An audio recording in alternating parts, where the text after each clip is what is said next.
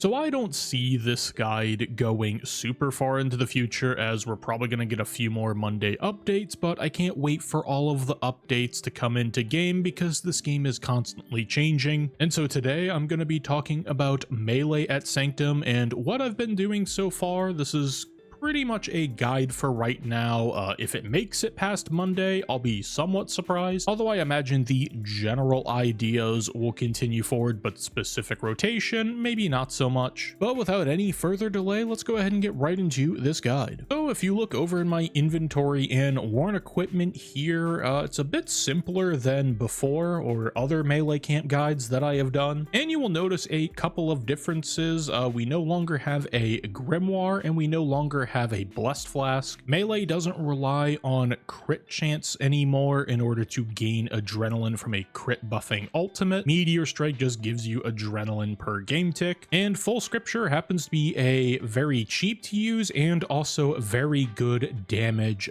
pocket slot item. In fact, I believe it is better than Grim right now. There's always been debate in the past of people doing full and Ripper builds versus Calg and Grim setups, but now we just use Ripper and full because we no longer need the crit chance. And you'll notice I no longer have a quiver in the inventory because Gricko swaps are no longer a thing, so I just have the spike harness here. For armor, I just have 4-pieced vestments. I have enhanced gloves of passage, and for perks, I still have impatient 4, devoted 4, and then crackle 4, relent 5 on the top. But where it changes now is I have ultimatums for mobile on the bottom. If I remember to put up the material combo or whatever the heck they're called, component combo for what I used to get this, I'll put it up on screen here. But perks seem to be changing like every 5 seconds, so I'm just keeping it simple with ultimatums on my armor. I'm not going to be doing it on weapons. I didn't go for the combo here. Like, my sword is still the same as it was before the update, same with all of my other weapons. So the only thing I really did was take away the enhanced devoted 4. I don't see a use case for invigorating because it really doesn't give that much adrenaline on the basic attack since auto attacks are no longer a thing. So I'm just keeping it simple today with this setup. I still have Champion's Ring for accuracy on Nakatra. I do have an Amhej as well here. This is the strongest necklace in game for melee camp, or if you're using melee in a hybrid setup, you can swap to this. Now on Nakatra, I do notice a slight accuracy problem when using Amhej, so I will just be camping an EOF on that boss, but we'll get there when I get into the example run. And I just have my hybrid Zuck cape here. There's no replacement here, but the thing I did replace were the perks inside of my max cape. I still have the hit points or the constitution cape, whatever we want to call it. I have that on my stand in Anachronia, but the 2 capes I swapped out for are the attack cape and the strength cape. Now you have to make sure you put the 120 capes in here to get the additional effects. If you only put the 99 in, you'll only get the 99 perk, and the 120 variants of the capes will have different effects. But attack cape just gives you some accuracy, and then the strength cape I believe still works with the bleeds. By the way, if my voice sounds a little bit different, it is allergy season for me down here in Florida right now for like pine pollen and grass pollen, and I'm on my usual smorgasbord of medication for it. But if my voice sounds different, it should clear up in the next few weeks when the pollen decides to stop doing its thing. But I digress. Up in the inventory, it's relatively straightforward. I just have a decent amount of food. I usually don't use near this amount. I just kind of use it to fill out the inventory. For the weapons, I do have a Karis and offhandling. These are the main weapons you're going to be using in the dungeon. I also have an Easy K for when I want to use the special attack and want to attack things that aren't susceptible to Karis. And returning back to one of my presets for the first time in a long time is the Masterwork Spear of Annihilation. I just use this for the bleeds to get the extended duration on them. I don't care about the healing aspect so much of these. It's just nice as like a little in-between Zerk type of deal. And I also bring a main handling, so when I'm attacking things like the pillars or attacking things like the little crystals and whatnot, I can swap to that if need be. Sometimes I remember to do it, sometimes I don't. If you don't want to bring this item, you don't have to. But these presets are pretty free on inventory space at this point, so if you have it, you might as well bring it. The 2 EOFs I am bringing are a Dark Shard of Lang, which, by the way, you don't need the T95 in here. This is just a T85 that I tossed in, and the reason I have it is the offhand itself can generate primordial ice stacks. So when I'm camping the Karis and offhand and happen to generate like 2 or 3 stacks over a kill towards the end of a fight, like on Kezalam, for example, I will go ahead and use this EOF so I get the Karis damage on the Lang special attack because it's in an EOF. The other one here is a Mercy Dagger. I don't use this too often in here, but sometimes when I'm just improving on a kill that's kind of gone south, I will pull this out and just use it as part of my muscle memory, and so I mostly bring it for that. It also might be nice on the Pillars of Kezalam, but I haven't really fit this into my rotations so far. And other than that, I just have a Vitpot. I have some Dreadnips here to stun Kezalam. I have Spiritual Prayers because we will be using a Ripper Demon. The rune pouches here are just so I can be on Lunars and have access to Disruption Shield, as well as Vengeance, but I never remember to press Vengeance. I have a Summoning Renewal here and an Overload. That's just to keep the buffs up that I would pull for my Banking preset up while I'm going through the dungeon. And I have some Vuln Bombs to top it all off. Now, as far as relics are concerned, I am just using the standard setup of Conservation of Energy with Zerk Fury and Font of Life. I am on the Lunar Spellbook, and I will be using Lantidime and Spiritweed Incense Sticks, as well as Powder of Penance and Powder of Protection with a Ripper Demon, as well as a Summoning Renewal like I had mentioned before. And these are just nice to help the Ripper Demon out when I inevitably forget to press the Spiritual Prayers and kind of spam them, as the base level damage will be higher because its special attack bar is regenning faster. All right, that's enough yapping about gear and stuff. I wanted to explain a couple things there just because there's a lot of changes and I'm sure there was going to be questions on that, but let's go ahead and get into an example run. All right, let's go ahead and start off with an example Vermyx kill. Now on all of these kills, I will go ahead and stall an easy K spec by clicking on this dummy and stalling the spec by using it out of range, then grab Adrenaline and go onto the portal and do the kill per usual. Now some of the rules with stalling still apply, like you can only use dive and incantations in order to keep your combat stance up in order to maintain the stall, but you no longer need a spell in order to release the stall. If you just press your target cycle key, it will automatically release the stall, no questions asked. You can also just click on a target and as soon as you're in attack range, it will also release the stall, but I still like to use target cycle because my misclicks are somewhat frequent. And as well, I will be using the Vamp Aura here. Now this is eventually going to be an aspect, so you could just go ahead and use it as an aspect if you want. And so just to help prolong the life of this guide a little bit, I will not be using darkness. We'll go ahead and buff up here, get our god book, and head off to the boss. So again, I'll just stall on the dummy, my easy K spec.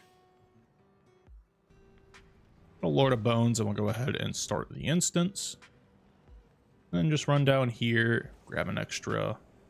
I use Lord of Bones because it is cheaper on rune cost to maintain a stall.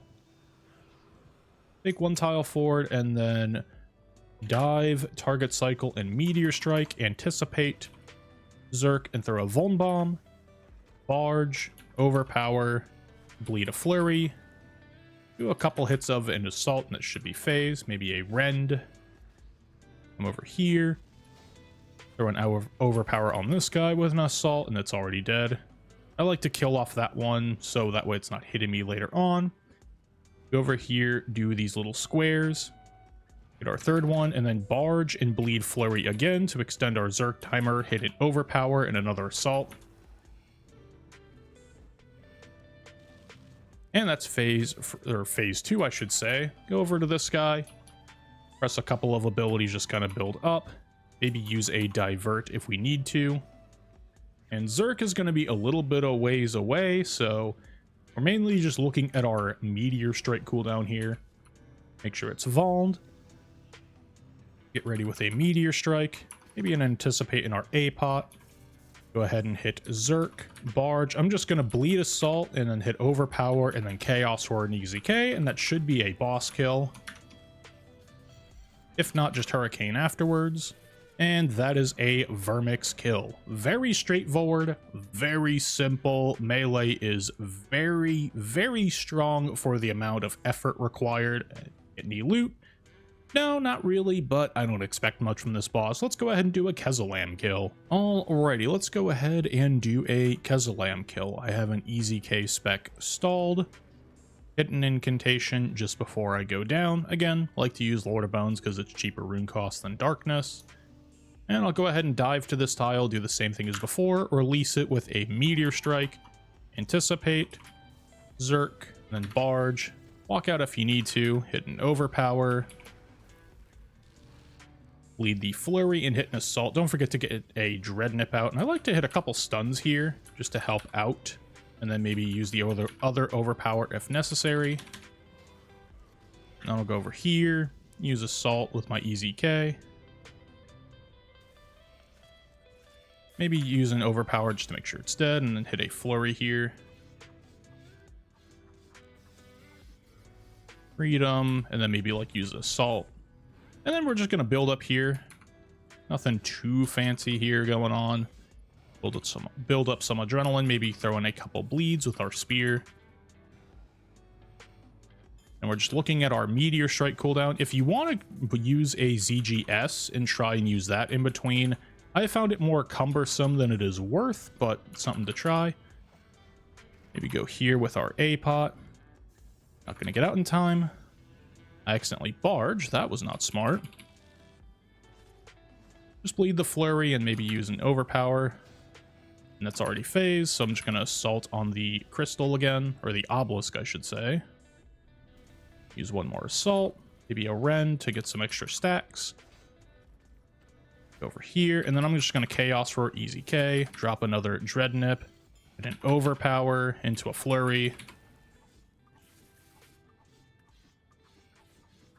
Maybe hit a couple stuns into a Hurricane. Probably didn't need the second stun there to keep him stunned, but that was a Kezalam kill. Again, melee is very, very simple for the amount of damage it can dish out. Got some average loot, but it is what it is. Let's go ahead and move on to a Nakatra kill. Alrighty, let's go ahead and do an example Nakatra kill. We have an Easy K stalled, and we'll be releasing it again with a Meteor Strike, so we'll go ahead and start that. Anticipate, Berserk, Barge, and then Overpower and bleed the Flurry. Run out as needed, and then use Assault. Go ahead and A-pot just because I can. Hit a Rend into an Overpower. Just gonna G-Fury as I run out here. Maybe do a 2-hit Assault. And then maybe hit an Adaptive Strike there. Hit another Overpower. Another Rend. And then a G-Flurry here. And then I'll just Devotion this. And then hit an Overpower. And then maybe an Assault. I'm already Devotion, so I can just tank this magic hit. I'll just build a Dren here with a couple of basics like Rend, Adaptive Strike, maybe toss a Bleed or something like that. And just dive as necessary. You don't need to dive out. The tiles will reset your dive, so you don't have to worry too much. And we're already phased there, so toss a Vuln Bomb down here. Go ahead and Barge. Lead Assault and hit an Overpower. Use a Rend. Then we'll just go ahead and dive over. And I'm just going to put a couple bleeds on this guy because it's about to uber heal. I'm sure there's a hyper optimized rotation by some spreadsheet wizard already, but that is not me, so I'll just toss a couple bleeds and then maybe do an Assault. Karis works on all of this, by the way, so use that for the extra damage. And that was already phase. And I'm going to do a couple abilities. I don't really go for a giant pre-phase here with Easy K. I like to save it for when I'm in Zerk. Dive over to the Storm, Barge, we bleed a Flurry on the one that we didn't barge, and then just kind of build up from here. Build up more on the Gorilla if needed. Got Time and Cat as our two pictures, so we'll go over to the dog. And then I just like to wait here. Wait for the third tick of immunes, and then run in with a Meteor Strike. And go ahead and Zerk, and then Barge. Bleed the Flurry. and then just run through 1 tick before it explodes. Maybe hit an assault here. I should probably Vaughn, that might be helpful, and then I'll do like a Chaos Roar, easy K. Dive away, and then run back in with a Overpower. Dive is needed. I signed there, but I got the kill, so it is what it is. And I'm just being trolled by my particles. I don't think I actually have a drop. Yeah, that's particles. I just changed my outfit back to my summer outfit. It's not quite summer yet, but it's already warm in Florida, so it is what it is. Let's see what we got common-wise. 1.5 mil, I honestly can't be too mad at that. 233 was the kill time. I am sure there are many ways to go much faster with this, but this is just a rotation that I have tossed together so far. I'm pretty much following the same big picture ideas when I am running through this dungeon with melee, and if you can find a couple of optimizations and use this for your grandmaster time, then be my guest and full send it. Like I said before though, melee is very strong for how much effort is required right now, which is barely any. The rotations are dead nuts simple. The damage output is very high. That was a 233 without me really thinking a whole lot, which yes, actual Nakatra farmers are going to be a lot faster than this. I believe they're in the 130s, but they're using melee for a lot of that and just an off style to quickly wipe out the dogs. But I digress. Yeah, I'm just not gonna ramble on here for another 10 minutes or 20 minutes, however long this guide ended up being, and I'm going to be putting out more of these pretty quickly, just try and get them out there with different combat styles, different bosses that I think are relevant and people want to farm out right now. But that's all I really have to say about that.